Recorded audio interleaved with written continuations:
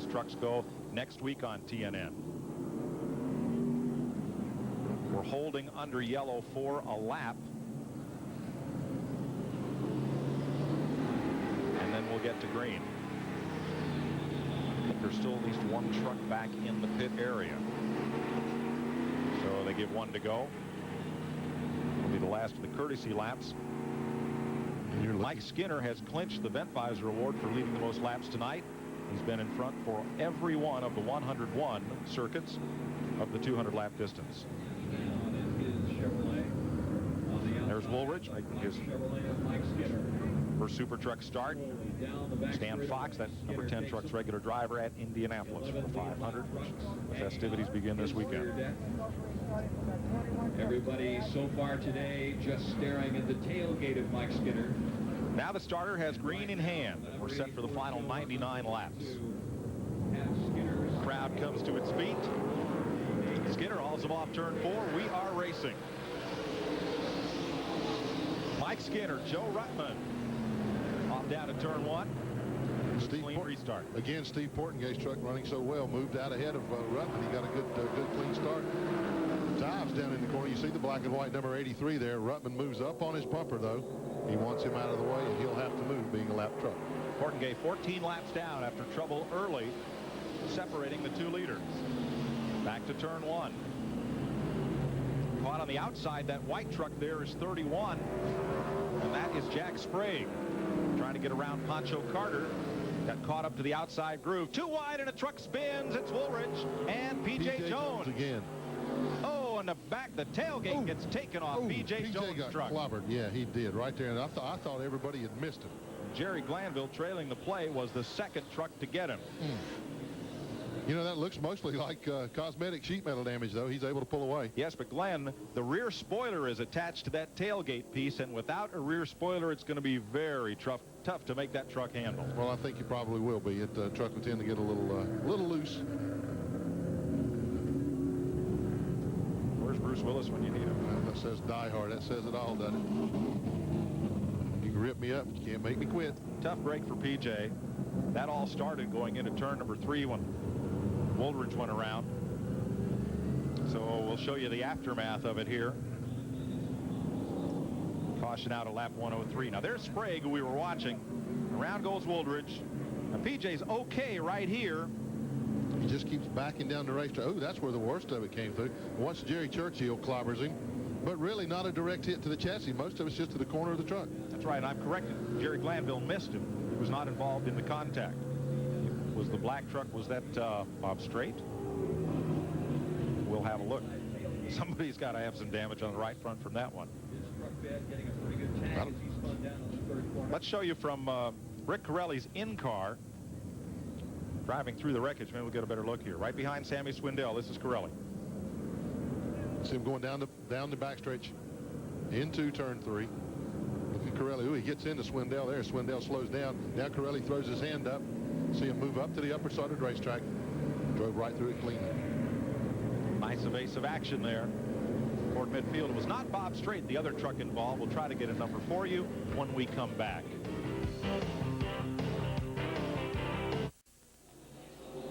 They waved the green 1 lap ago. Jerry Churchill back out on the racetrack after that incident. Mike Skinner taking off. And Bob Keselowski was the other truck involved. He has damage to the right rear after getting into it with P.J. Jones, trying to miss the incident in turn 3. There's Toby Butler moving around the lap truck of Steve Portengate, number 83. And now Bill Sedgwick in 75 tries to move his way past Jack Sprague right behind. And as Portengate comes by the flag stand, he's getting a real serious blue and yellow flag for passover. He's giving those guys a lot of trouble getting by. He being that far down in the race, he doesn't need to be racing those guys up. No, his truck is as fast as the leader, but he is 14 laps down. Yeah, you got to show a little courtesy. Right now, he's got Jack Sprague on his bumper, and Jack wastes no time moving to the inside. And Steve does roll out the throttle and let it go. Jerry Churchill very slow out of turn number 2. As the leaders move by, he'll be fast enough to make it back to the pits. 111 laps. You know, look at Sprague there. As I said, he's driven a tremendous race. Still in the 5th position. Butch Miller has moved up now to 6th since P.J. Jones's exit, or to the P.J.'s exit to the rear of the field. Right. He's still coming back up again. Jack Sprague in 31's found a real home in this series. He qualified 4th today. He is 5th in the point standings. Jack's done an awfully good job. He used to run regularly in the NASCAR Busch Grand National Series. He lost his ride, spent a year or so away, but came back strong, looking real good in the truck. Ron Hornaday working his way back up through. Took the restart in 13th position as he moves past Wayne Jacks.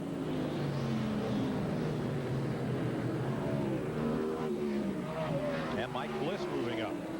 7th place now. Ron Hornaday, so he is on the move back toward the front.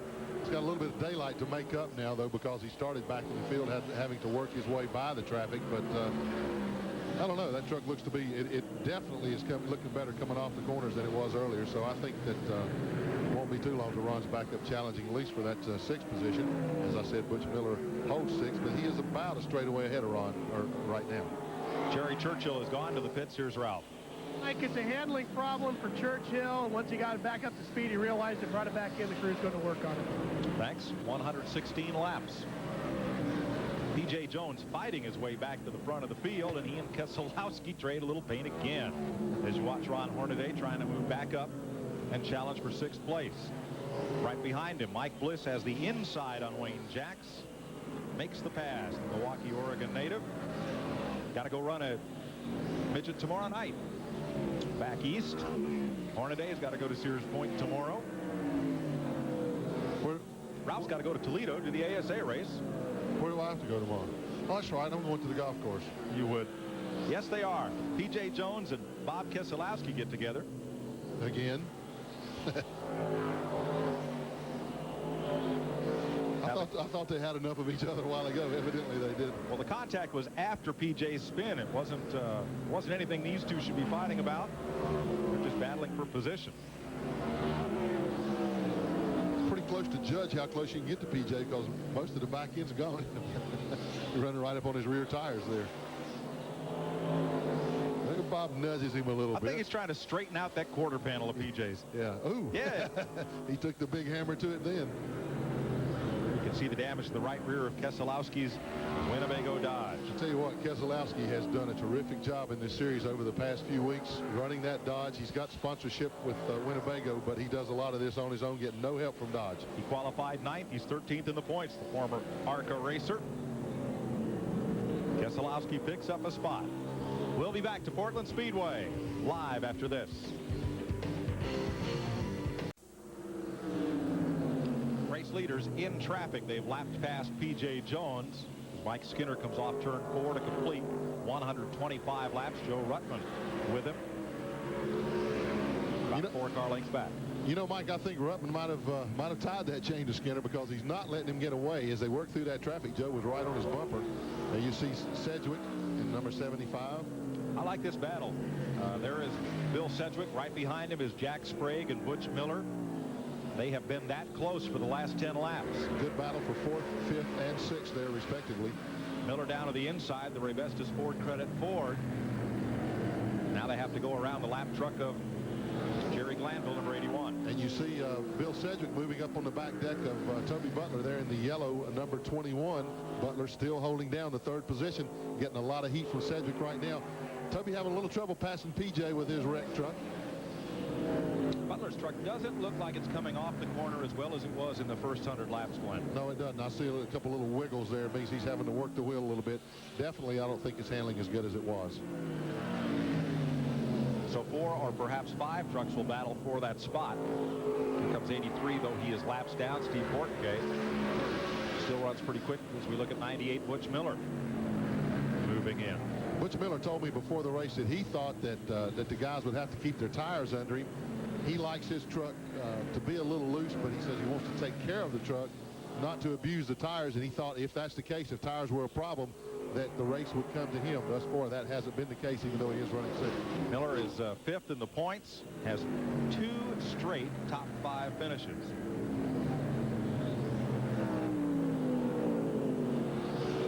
As does Bill Sedgwick in the 75 truck. I think Miller has a 4th and a 5th. Sedgwick has a 2nd and a 3rd in the last 2 races. I'm sorry, Miller is 3rd in the points behind only Ron Hornaday and Bill Sedgwick. Right, and he's only 5 points behind Sedgwick. He's only 5 points out of 2nd place. Jack Sprague in the Motorsports Design Chevy there having having a good run. They're still looking for a major sponsor for that truck. You know, we keep applauding Sprague, but this is the kind of track that he has excelled on. He runs at Concord, North Carolina, back home, as I say. And this is the kind of racetrack that he runs on, so he feels right at home here. Ron Hornaday and Mike Bliss pulling down on the series point leader in the Ultra Wheels Ford. Jim Smith's crew has had a busy day with that 08. Fired the truck up for practice, lost a rear main seal right away in a brand new engine. Had to go to the backup. Yeah, the backup truck. Yes. Not the engine. And that's what these guys do. A lot of them have two trucks out here while they're on this West Coast swing. They keep two trucks. Rather than trying to change engines, which takes forever, they would miss most of practice. They just pull out the backup truck, set it up, fire it up, and away they go. Let's go to Toby Butler's pit. Here's Ralph. Hines is a crew chief for Toby. Dick, our TV crew, is saying that it looks like maybe Toby is getting a little soft in the motor department. Is he having any problems? Yeah, well, the motor, he said nothing about the motor. Basically, we got pretty loose the end of the last run, so we tightened it up, and it should take a little while before it comes in. It will get better as the track goes on? We hope so. Toby you see him having to take a second turn of the wheel as he comes off the corner there, as the truck takes a set, then makes a jump, and he's got to make it take a set again. And that's, I think, where he's losing a little bit of time. Absolutely, Mike. What we're seeing right now, he is starting to pull away again from Sedgwick. As long as Toby has clear racetrack ahead of him and doesn't have to work traffic and can work the preferred groove, he has no problems. It's traffic that's giving him problems. Mike Skinner just took a little bump there. He laps past Bob Keselowski. 135 laps complete. It is Mike Skinner who has led every one of them, but Joe Ruttman continues to run close.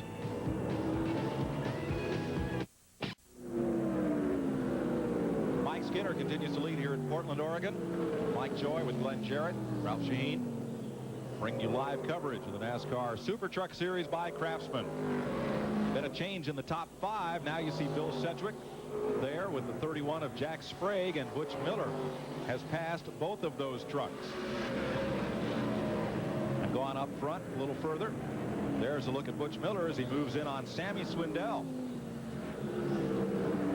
Now Swindell, we are told, is not on the lead lap. He is one lap down. He's already gotten a lap down. You know, Mike, it's pretty amazing to me. Some of those guys that stayed in the lead lap for the whole first segment. Now we've only run, what, 40-some laps in this segment, and they're already getting laps. So some of the guys have really missed the setup for the second half. A bunch of them have hit it on the nose. The number 98 of Butch Miller is one of those. And 2 of the trucks that have been lapped, P.J. Jones and Bob Keselowski and Jerry Churchill, make that 3 of them were involved in crashes in this second half, and that's taken them from the lead lap.